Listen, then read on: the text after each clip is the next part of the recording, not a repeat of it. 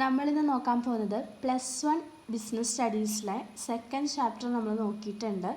Part 1 കുറച്ച് ഭാഗങ്ങൾ partnership വരെ നമ്മൾ പറഞ്ഞിട്ടുണ്ട്. ഇനി നമുക്ക് ഈ പാഠത്തിൽ ഒരു കുറച്ച് പോർഷൻ കൂടി കവർ ചെയ്യാനുണ്ട്. രജിസ്ട്രേഷൻ്റെ കാര്യവും അതുപോലെ തന്നെ അതിൻ്റെ പ്രൊസീജിയേഴ്സും കോർപ്പറേറ്റീവ് സൊസൈറ്റീനെ കുറിച്ചും അതുപോലെ ജോയിൻറ്റ് സ്റ്റോക്ക് കമ്പനീനെ കുറിച്ചൊക്കെ നമ്മൾ പറയാമെന്ന് പറഞ്ഞിട്ടുണ്ടായിരുന്നു. അപ്പോൾ ആ കാര്യങ്ങളാണ് നമ്മൾ ഈ ക്ലാസ്സിൽ നമ്മൾ ഡിസ്കസ് ചെയ്യാൻ പോകുന്നത്. അപ്പോൾ ആദ്യമായിട്ടാണ് ചാനൽ കാണുന്നതെങ്കിൽ സബ്സ്ക്രൈബ് ചെയ്യുക, ബെൽ ബട്ടൺ കൂടി ക്ലിക്ക് ചെയ്യുക. എന്നാലാണ് ഞാനിടുന്ന നോട്ട്സും കാര്യങ്ങളൊക്കെ നിങ്ങൾക്ക് നോട്ടിഫിക്കേഷനായിട്ട് കിട്ടുള്ളൂ. ഈ ചാപ്റ്ററിൻ്റെ ഫസ്റ്റ് ഭാഗം കാണാത്തവരുണ്ടെങ്കിൽ പാർട്ട് 1 ഞാൻ ഇട്ടിട്ടുണ്ട്. അത് ചെന്നൊന്ന് കാണുക, എന്നാലാണ് അത്രയും ഭാഗം എടുത്തത് നിങ്ങൾക്ക് മനസ്സിലാവുള്ളൂ കേട്ടോ. Registration of A partnership firm എന്താണെന്ന് നമുക്ക് നോക്കാം. Entering of the firm's name along with the relevant prescribed particular in the register of firms kept with the registrar of firms. It provides conclusive proof of the existence of a partnership firms. It is optional for a firm to get registered. രജിസ്ട്രേഷനിൽ വരുമ്പോൾ എന്താ പറയണേ, ഒരു പാർട്ട്ണർഷിപ്പിൻ്റെ registration എന്ന് പറയുന്നത് എന്താണ്?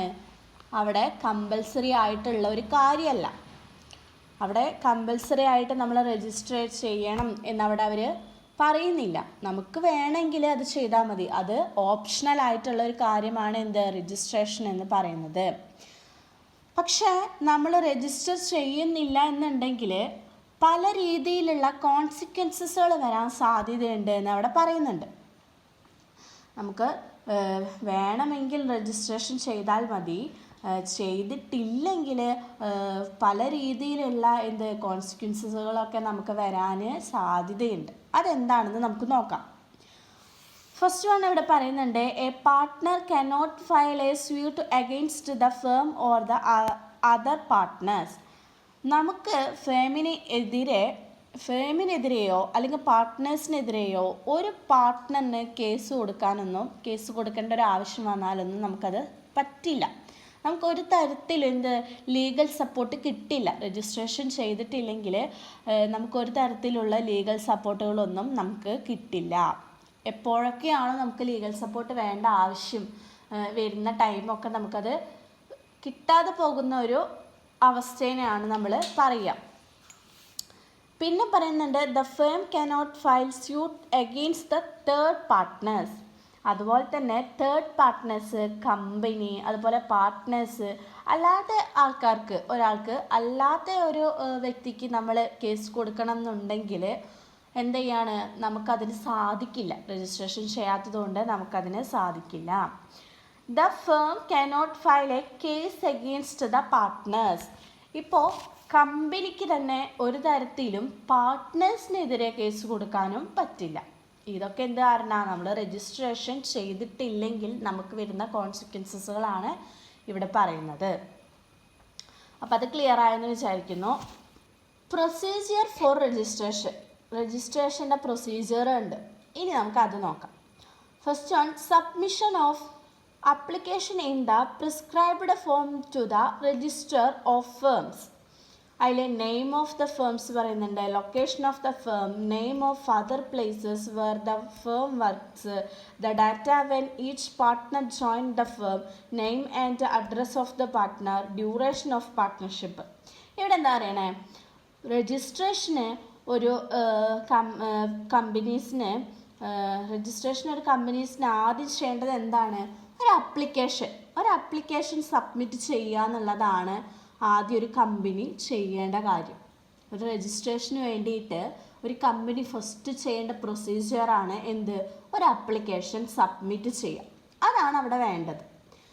അതിൽ നമ്മൾ ഈ പറഞ്ഞ നെയിം ഓഫ് ദ ഫേമും കമ്പനീൻ്റെ പേര്, അതുപോലെ എവിടെയാണ് ലൊക്കേഷൻ കമ്പനിയുടെ, അതുപോലെ തന്നെ നമ്മുടെ കമ്പനിയിൽ എത്ര വർക്കേഴ്സ്, അവരുടെ ഡാറ്റ, നെയിം, അഡ്രസ്സ്, എത്ര കാലമായി നിലനിൽക്കുന്നുണ്ട്, എത്ര കാലമായി നിലനിർത്താൻ ആഗ്രഹിക്കുന്നുണ്ട് എന്നുള്ള കാര്യങ്ങളൊക്കെ ഉൾക്കൊള്ളിച്ചിട്ടുള്ള ഒരു ആപ്ലിക്കേഷൻ എന്ത് ചെയ്യണം? സബ്മിറ്റ് ചെയ്തിട്ടുണ്ടായിരിക്കണം. രണ്ടാമത്തെ point, deposit of required fees with the registrar of firms. അപ്ലിക്കേഷൻ്റെ കൂടെ എന്തുണ്ടായിരിക്കണം, ഒരു ഫീസും കൂടെ നമ്മൾ അടച്ചിരിക്കണം. രജിസ്ട്രേഷന് നമ്മളൊരു കുറച്ചൊരു ഫീസ് അടയ്ക്കണം. അപ്ലിക്കേഷൻ്റെ കൂടെ നമ്മളൊരു ഫീ അടച്ചിരിക്കണം. Third one, the registrar after approval will make an entry in the register of firm and will subsequently issue a certificate of registration. Registrar നേരിട്ട് നോക്കിയിട്ട് എല്ലാ അപ്ലിക്കേഷനിൽ തന്നിരിക്കുന്ന എല്ലാ ഫോമും കാര്യങ്ങളും ഒക്കെ എന്താണ് ഓക്കെ ആണെങ്കിൽ എന്ത് ചെയ്യും, രജിസ്ട്രാർ എന്ത് ചെയ്യും, അത് അപ്രൂവൽ ആക്കിയിട്ട് നമുക്ക് തരും. ഇത്രയും കാര്യങ്ങൾ ക്ലിയർ ആക്കിയിട്ട് രജിസ്ട്രാറിൻ്റെ മുന്നിൽ എത്തിയിട്ടുണ്ടെങ്കിൽ അയാളത് അപ്രൂവൽ ചെയ്ത് തരും. ഇത്ര പ്രൊസീജിയേഴ്സാണ് നമുക്ക് പറഞ്ഞിട്ടുള്ളത്. 3 പ്രൊസീജിയേഴ്സാണ് രജിസ്ട്രേഷൻ്റെ കാര്യത്തിൽ നമ്മളോട് പറഞ്ഞിട്ടുള്ളത്. ഇത് ഏകദേശം ചോദിച്ച് കണ്ടിട്ടുള്ളൊരു ക്വസ്റ്റ്യൻ ആണ് കേട്ടോ. അടുത്ത മെയിൻ ഹെഡാണ് കോർപ്പറേറ്റീവ് സൊസൈറ്റി. എന്താണ് കോർപ്പറേറ്റീവ് സൊസൈറ്റി എന്ന് നമുക്ക് നോക്കാം. The cooperative society is a voluntary association of persons who join together with the motive of welfare of the members. എന്താണ് പറയണേ, അവിടെ പറയുന്നുണ്ട് കോർപ്പറേറ്റീവ് സൊസൈറ്റി എന്ന് പറയുന്നത് വളണ്ടറി അസോസിയേഷൻ ഓഫ് പേഴ്സൺസ് ആണ്. അതായത് അതിൻ്റെ മെമ്പേഴ്സിന് വെൽഫെയർ ഉണ്ടാവണം എന്ന് വിചാരിച്ചിട്ട് അവർ ആരും നിർബന്ധിക്കാതെ സ്വന്തം ഇഷ്ടപ്രകാരം ജോയിൻ ചെയ്ത് ഫോം ചെയ്യുന്ന ഒരു ടൈപ്പ് ഓഫ് സൊസൈറ്റീനെയാണ് നമ്മൾ എന്ത് പറയുക, കോർപ്പറേറ്റീവ് സൊസൈറ്റി എന്ന് പറയുക. ഇത് ആക്ട് 1912 പ്രകാരം അവിടെ വർക്ക് ചെയ്യുന്നത്. കോർപ്പറേറ്റീവ് സൊസൈറ്റീൻ്റെ വർക്കുകളൊക്കെ നടക്കുന്നത് ആക്ട് 1912 പ്രകാരമാണ്. അപ്പോൾ അത് ക്ലിയർ ആയെന്ന് വിചാരിക്കുകയാണ്. വളണ്ടറി അസോസിയേഷൻ ഓഫ് പേഴ്സൺ ആണ്. അതുപോലെ തന്നെ അതിൻ്റെ മെമ്പേഴ്സിന് വെൽഫെയർ ഉണ്ടാവണമെന്ന് വിചാരിച്ചിട്ട് അവരാരും നിർബന്ധിക്കാതെ സ്വന്തം ഇഷ്ടപ്രകാരം എന്ത് ചെയ്യാണ്, ജോയിൻ ചെയ്തിട്ട് ഫോം ചെയ്യാണ്. അങ്ങനെയൊരു സൊസൈറ്റി, ഒരു ടൈപ്പ് ഓഫ് സൊസൈറ്റീനെയാണ് നമ്മൾ എന്ത് പറയുക, കോർപ്പറേറ്റീവ് സൊസൈറ്റി എന്ന് പറയുക. ഈ കോർപ്പറേറ്റീവ് സൊസൈറ്റീനെ എല്ലാ പ്രാവശ്യം എക്സാമിന് ചോദിക്കുന്ന ഒരു ചോദ്യമാണ്. കാരണം ഇതിൻ്റെ ഫീച്ചേഴ്സും കാര്യങ്ങളൊക്കെ ഇമ്പോർട്ടൻ്റ് ആണ്. എല്ലാ പ്രാവശ്യം 8 മാർക്കിന് ഇത് ചോദിക്കാറുണ്ട്. ഇതിൻ്റെ ഫീച്ചേഴ്സ് ഉണ്ട് നമുക്കിനി, അത് നമുക്ക് നോക്കാം. First one, voluntary membership. The membership of a cooperative society is voluntary. A person is free to join a cooperative society and can also leave any time as per his desire. A member is just required to serve a notice before leaving the society. അവിടെ എന്താ പറയണേ, അത് ആർക്ക് വേണമെങ്കിലും, ആ മെമ്പർഷിപ്പിൽ ആർക്ക് വേണമെങ്കിലും ഒരു corporative സൊസൈറ്റിയിൽ free ആയിട്ട് ജോയിൻ ചെയ്യാം. അതുപോലെ തന്നെ അവർക്ക് എപ്പോൾ വേണമെങ്കിലും, അവർക്ക് വേണ്ടാന്ന് തോന്നുന്ന ഏത് സമയം വേണമെങ്കിലും അവർക്ക് ആ കോർപ്പറേറ്റീവ് സൊസൈറ്റിയിൽ നിന്ന് ലീവ് ചെയ്യാനും സാധിക്കും. ആ മെമ്പർ ഒരു റിക്വസ്റ്റായിട്ട് ഒരു നോട്ടീസ് അവിടെ കൊടുത്താൽ, ആ സൊസൈറ്റിക്ക് ഒരു നോട്ടീസ് കൊടുത്താൽ മാത്രം മതി. വേറൊരു പ്രൊസീജിയറും അവിടെ ലീവ് ചെയ്യാനോ ജോയിൻ ചെയ്യാനോ ഒന്നും അവിടെ ഇല്ല. രണ്ടാമത്തതാണ് separated legal entity. The society can enter into contracts and hold property in its name sure and be issued by others. As a result of being a separated legal entity, it is not affected by the entry or exit of its members. എന്താ അവിടെ പറയുന്നത്, corporative സൊസൈറ്റിയും അതിൻ്റെ മെമ്പേഴ്സും 2 ആൾക്കാരായിട്ടാണ് എന്ത് ചെയ്യുന്നത്, government കാണുന്നത്, consider ചെയ്യുന്നത്. അപ്പോൾ separated ആയിട്ടാണ് പ്രോപ്പർട്ടി കൈവശം വയ്ക്കാം. അവർക്ക് സെപ്പറേറ്റഡ് ആയിട്ട് അവരുടെ പ്രോപ്പർട്ടി എന്ത് ചെയ്യാം, അവർക്ക് കൈവശം വയ്ക്കാം. അവരെ മെമ്പേഴ്സിനെയും അതുപോലെ തന്നെ കോർപ്പറേറ്റീവ് സൊസൈറ്റീനെയും മെമ്പേഴ്സിനെയൊക്കെ 2 രണ്ടായിട്ടാണ് ആര് കാണുന്നത്, സെപ്പറേറ്റഡ് ആയിട്ടാണ് ഗവൺമെൻറ് കൺസിഡർ ചെയ്യുന്നത്. മൂന്നാമത്തേതാണ് limited liability. The liability of the members of a cooperative society is limited to the extent of the amount contributed by them as capital. മെമ്പേഴ്സിന് ഒന്നും അവരുടെ കോൺട്രിബ്യൂഷൻ എത്രയാണോ അതിൽ കവിഞ്ഞിട്ടുള്ള എമൗണ്ട് കോൺട്രിബ്യൂട്ട് ചെയ്യേണ്ട ആവശ്യം അവർക്കില്ല എന്നാണ് അവിടെ പറയുന്നത്. നമ്മുടെ കോർപ്പറേറ്റീവ് സൊസൈറ്റിയിലെ മെമ്പേഴ്സിന് ഒന്നും തന്നെ അവരുടെ കോൺട്രിബ്യൂഷൻ എത്രത്തോളമാണ് അവരുടെ കോൺട്രിബ്യൂഷൻ അതിൽ കവിഞ്ഞിട്ടുള്ള എമൗണ്ട് കോൺട്രിബ്യൂട്ട് ചെയ്യേണ്ട കാര്യമൊന്നും അവർക്ക് അവിടെ വരുന്നില്ല. കൺട്രോൾ വരുന്നുണ്ട്. കൺട്രോളിൻ്റെ കാര്യത്തിൽ അവിടെ പറയുന്നുണ്ട് മാനേജിങ് കമ്മിറ്റിയാണ് കോർപ്പറേറ്റീവ് സൊസൈറ്റിയിലെ എല്ലാ കാര്യങ്ങളും കൺട്രോൾ ചെയ്യുക. അതുപോലെ തന്നെ സർവീസ് മോട്ടീവ് വരുന്നുണ്ട്. ഇനി ടൈപ്സ് ഓഫ് കോർപ്പറേറ്റീവ് സൊസൈറ്റി ഒരു 6 പോയിന്റ് ആണ് നമുക്കിതിൽ തന്നിട്ടുള്ളത്. നമുക്ക് നോക്കാം. First point, consumers corporative societies formed to protect the interest of consumer. The members comprise of consumers desire to obtain good quality products at a reasonable price. The society aims at eliminating middlemen to achieve economy in operations. It purchases goods in bulk directly from the wholesalers and sell goods to the members, thereby eliminating the middlemen. അവിടെ പേരിൽ തന്നെ പറയുന്നുണ്ട് എന്താണ്, കൺസ്യൂമേഴ്സിൻ്റെ താല്പര്യങ്ങൾ സംരക്ഷിക്കാൻ വേണ്ടിയിട്ടാണ് ഇങ്ങനൊരു കാര്യം പറയുന്നത്. വളരെ നല്ല ക്വാളിറ്റിയിൽ സാധനങ്ങൾ റീസണബിൾ പ്രൈസിന് കിട്ടണം. എന്നിട്ട് അതവർ പ്രാവർത്തികമാക്കാൻ വേണ്ടിയിട്ട് മിഡിൽമാൻസിനെ എലിമിനേറ്റ് ചെയ്തിട്ട് നേരിട്ടിട്ട് എന്ത് ചെയ്യാണ്, ഹോൾസെയിലേഴ്സിൻ്റെ കയ്യിൽ നിന്നിട്ട് പർച്ചേസ് ചെയ്യും. എന്നിട്ട് അവർ നമ്മുടെ കൺസ്യൂമേഴ്സിന് എന്ത് ചെയ്യും, വിൽക്കും. ഇതാണ് അവിടെ പറയുന്നത്. കൺസ്യൂമേഴ്സിൻ്റെ താല്പര്യങ്ങൾ സംരക്ഷിക്കാൻ വേണ്ടിയിട്ടുള്ള കാര്യമാണ് പറയുന്നത്. രണ്ടാമതാണ് producers corporative societies. This societies are set up to protect the interest of small producers the societies. അവിടെ പറയുന്നത് എന്താ, പ്രൊഡ്യൂസേഴ്സിൻ്റെ താല്പര്യങ്ങൾ അവിടെ പ്രൊട്ടക്റ്റ് ചെയ്യുന്നത്, പ്രൊഡ്യൂസേഴ്സിൻ്റെ താല്പര്യങ്ങൾ പ്രൊട്ടക്റ്റ് ചെയ്യാൻ വേണ്ടിയിട്ടാണ് അവിടെ ഉള്ളത്. അതായത് ക്യാപിറ്റലൈസ്റ്റുകൾ ഉണ്ടാവും, വലിയ രീതിയിൽ പ്രൊഡക്ഷൻ ആക്ടിവിറ്റീസുകൾ ചെയ്തിട്ട് കുഞ്ഞു പ്രൊഡ്യൂസേഴ്സിന് സാധനം കൊടുക്കാത്തവർ അവർക്കെതിരെ പോരാടാനാണ് ഇങ്ങനെയുള്ള ഒരു സൊസൈറ്റി തയ്യാറാക്കിയിട്ടുള്ളത്. മനസ്സിലായെന്ന് കരുതുന്നു. ഫസ്റ്റ് നമ്മൾ പറഞ്ഞത് കൺസ്യൂമേഴ്സിൻ്റെ താല്പര്യങ്ങൾ സംരക്ഷിക്കാൻ വേണ്ടിയിട്ട് തയ്യാറാക്കിയ ഒരു സൊസൈറ്റീനെ കുറിച്ചാണ്. രണ്ടാമത് നമ്മൾ പറഞ്ഞത് പ്രൊഡ്യൂസേഴ്സിൻ്റെ താല്പര്യങ്ങൾ പ്രൊട്ടക്റ്റ് ചെയ്യാൻ വേണ്ടിയിട്ട് ക്യാപിറ്റലിസ്റ്റുകൾ ഉണ്ടായിരിക്കും അവിടെ. അപ്പോൾ അവിടെ വലിയ രീതിയിൽ പ്രൊഡക്ഷൻ ആക്ടിവിറ്റീസുകൾ ചെയ്തിട്ട് കുഞ്ഞു പ്രൊഡ്യൂസേഴ്സിന് സാധനം കൊടുക്കാത്തവർ അവർക്ക് എതിരെ പോരാടാനുള്ള ഒരു സൊസൈറ്റിയാണ് ഇവിടെ പറയുന്ന പ്രൊഡ്യൂസേഴ്സ് കോർപ്പറേറ്റീവ് സൊസൈറ്റി. ഇനി മൂന്നാമത്തത് marketing corporative society. Established to help small producers in selling their products, the society aims to eliminate middlemen and improve competitive position of its members by securing a favorable market for the products.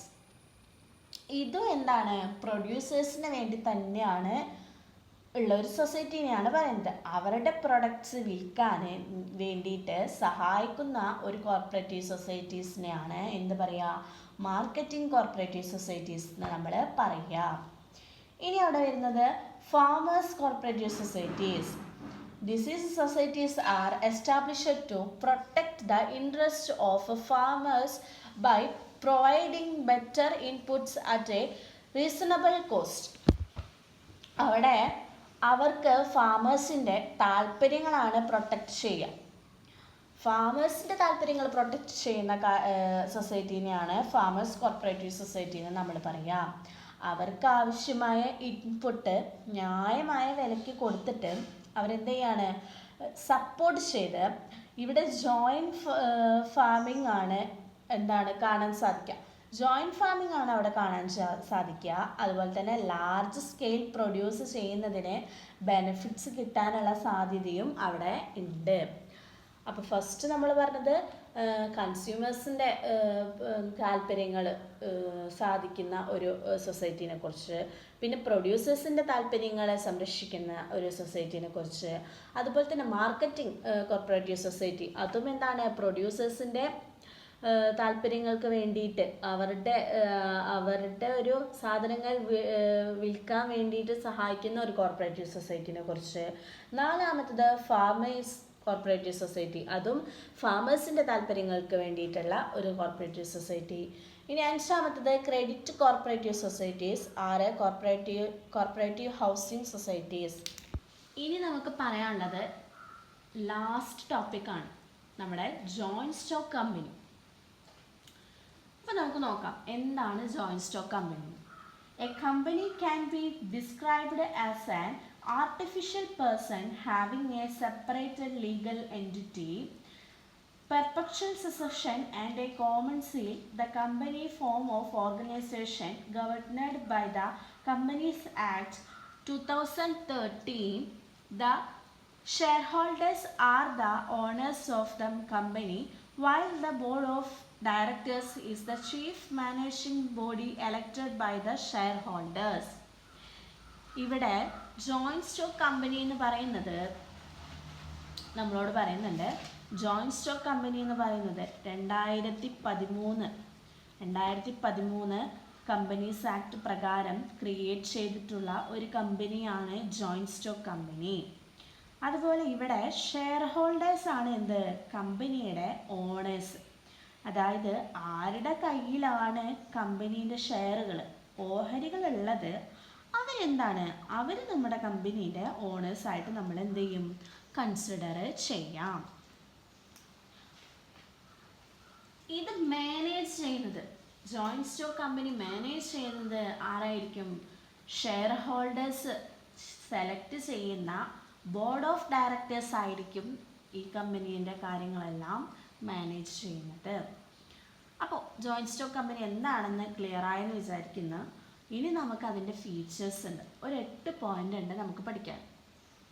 ഈ features important ആണ് കേട്ടോ. Joint stock കമ്പനീൻ്റെ features ഒരു 2 മാർക്കിനൊക്കെ ചോദിക്കാറുണ്ട് എല്ലാ പ്രാവശ്യം. അതാണ് പറഞ്ഞത്, ഈ ഒരു ചാപ്റ്ററിൽ ഒന്നും ഒഴിച്ചുകൂടാനില്ല, എല്ലാം കവറാക്കിയിട്ട് തന്നെയാണ് ക്വസ്റ്റ്യൻസ് ചോദിക്കുക. കോർപ്പറേറ്റീവ് സൊസൈറ്റിയും പാർട്ട്ണർഷിപ്പും അതുപോലെ സോൾ പ്രൊപ്പറേറ്റർഷിപ്പ്, അതുപോലെ ഈ ജോയിൻറ്റ് സ്റ്റോക്ക് കമ്പനിയുടെ ഫീച്ചേഴ്സൊക്കെ എല്ലാ പ്രാവശ്യം ചോദിക്കുന്നതാണ്. അപ്പോൾ നമുക്ക് ഫീച്ചേഴ്സ് നോക്കാം. First one, artificial person. നമ്മൾ പറഞ്ഞ പോലെ A company is A creation of A law and can perform every activities like natural person. നിയമം നിർമ്മിച്ചിട്ടുള്ള ഒരാളാണ്, അതുകൊണ്ട് തന്നെ എന്ത്, ഒരു നാച്ചുറൽ പേഴ്സൺ, ഒരു സാധാരണ മനുഷ്യൻ എന്തൊക്കെ കാര്യങ്ങൾ ചെയ്യുന്നുണ്ടോ ആ കാര്യങ്ങളൊക്കെ ഒരു കമ്പനിക്ക് എന്ന നിലയിൽ ജോയിൻറ്റ് സ്റ്റോക്ക് കമ്പനിക്ക് ചെയ്യാൻ വേണ്ടിയിട്ട് പറ്റും. Second one, separated legal entity. The law considers company and its owners as a separated entity. നമ്മുടെ കോർപ്പറേറ്റീവ് സൊസൈറ്റീസിലൊക്കെ കണ്ട പോലെ തന്നെ ജോയിൻറ്റ് സ്റ്റോക്ക് കമ്പനീസ് വേറെയാണ്, അതുപോലെ അതിൻ്റെ മെമ്പേഴ്സും വേറെയാണ്. രണ്ടും വേറെ വേറെ ആയിട്ടാണ് എന്ത് ചെയ്യുക, കൺസിഡർ ചെയ്യുക. Third one, formation. Incorporation of companies is compulsory under the Companies Act 2013 or any of the previous company law. കമ്പനീസിൽ ആക്റ്റിൽ എന്തൊക്കെ കാര്യങ്ങൾ പറയുന്നുണ്ടോ, കമ്പനീസ് ആക്റ്റിൽ എന്തൊക്കെ കാര്യങ്ങൾ പറയുന്നുണ്ടോ ആ ആക്റ്റിൽ പറയുന്ന കാര്യങ്ങൾ അനുസരിച്ചിട്ട് നമുക്കൊരു കോർപ്പറേറ്റീവ് സൊസൈറ്റി രൂപീകരിക്കാവുന്നതേ ഉള്ളൂ. അതാണ് അവിടെ പറയുന്നത്. റിസ്ക് ബാരിങ് ആയിരിക്കും. The risk of losses in a company is borne by all the shareholders. എല്ലാ ഷെയർ ഹോൾഡേഴ്സും ഇതിൻ്റെ റിസ്ക് തീർച്ചയായിട്ടും എന്ത് ചെയ്തിരിക്കണം, ഷെയർ ചെയ്തിട്ടുണ്ടായിരിക്കണം. എല്ലാ ഷെയർ ഹോൾഡേഴ്സിനും ഇതിൻ്റെ റിസ്ക് ഒരുപോലെ ഷെയർ ചെയ്തിട്ടുള്ള കാര്യമാണ്. Perpetual succession. എ കമ്പനി ബിഗിങ് a creation of the law can be brought to a end only by law. അവിടെ പറയുന്നത് നിയമമാണ്. എന്ത് കമ്പനിയെ ക്രിയേറ്റ് ചെയ്തിട്ടുള്ളത് ഒരു നിയമമാണ്.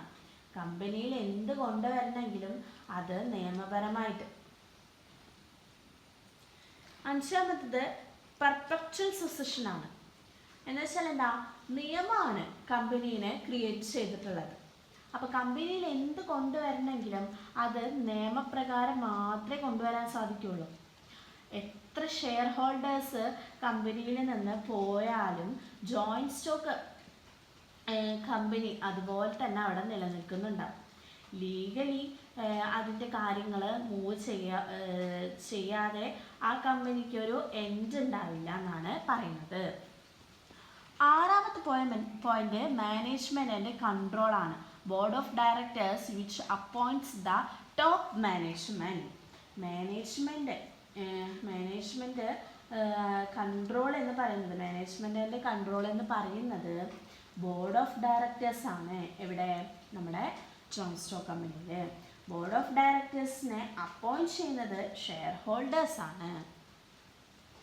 ഇനി ഏഴാമത്തെ പോയിന്റ് കോമൺ സീലാണ്. എപ്പോഴും ജോയിൻറ്റ് സ്റ്റോക്ക് കമ്പനിക്ക് ഒരു കോമൺ സീൽ ഉണ്ടായിരിക്കും. അതുപോലെ തന്നെ last point liability. The liability of the members is limited to the extent of the capital contributed by them in a company. എല്ലാ ഷെയർ ഹോൾഡേഴ്സിൻ്റെ ലയബിലിറ്റി എന്ന് പറയുന്നത് ലിമിറ്റഡ് ആണ്. എത്രത്തോളം ക്യാപിറ്റൽ അവർ കോൺട്രിബ്യൂട്ട് ചെയ്തിട്ടുണ്ട് അത്രമാത്രം അവർ ബെയർ ചെയ്യേണ്ടതുള്ളൂ. അതാണ് ലയബിലിറ്റിയിൽ പറയുന്നത്. ഇനി നമുക്ക് ടൈപ്സ് ഓഫ് കമ്പനീസ് വരുന്നുണ്ട്. പ്രൈവറ്റ് കമ്പനി എന്നും പബ്ലിക് കമ്പനി എന്നും നമുക്ക് തരംതിരിച്ചിട്ട് ഒരു difference between public company and private company എന്ന് ചോദിച്ചിട്ട് നമുക്കൊരു 3 മാർക്കിന് എല്ലാ പ്രാവശ്യവും ചോദിക്കാറുണ്ട്. ആ ടേബിളാണ് ഞാനിവിടെ കൊടുത്തിട്ടുള്ളത്. ഇതെന്തായാലും പഠിക്കണം. ഇത്രയും എടുത്ത കാര്യങ്ങൾ ക്ലിയർ ആയിട്ട് പഠിക്കുക. അതോടൊപ്പം തന്നെ നോട്ട് നിങ്ങൾ ക്ലിയർ ചെയ്തിട്ട് എഴുതാനോ അല്ലെങ്കിൽ നിങ്ങൾ ക്യാച്ച് ചെയ്തിട്ട് എടുക്കാൻ ശ്രമിക്കുക കേട്ടോ. എന്നാലാണ് ഇത്രയും ക്ലിയർ ആയിട്ട് നിങ്ങൾക്ക് നോട്ട് ഞാൻ തന്നിട്ടുള്ളത്. നിങ്ങൾക്ക് പെട്ടെന്ന് ഒന്ന് ക്യാച്ച് ചെയ്തിട്ട് എടുക്കാനും നിങ്ങളുടെ രീതിയിൽ നിങ്ങൾക്ക് മനസ്സിലായിക്കോട്ടെ എന്നുള്ളൊരു കാര്യത്തിനും കൂടി വേണ്ടിയാണ്. അപ്പോൾ അതും നിങ്ങൾ ശ്രദ്ധിക്കുക. Okay, thank you.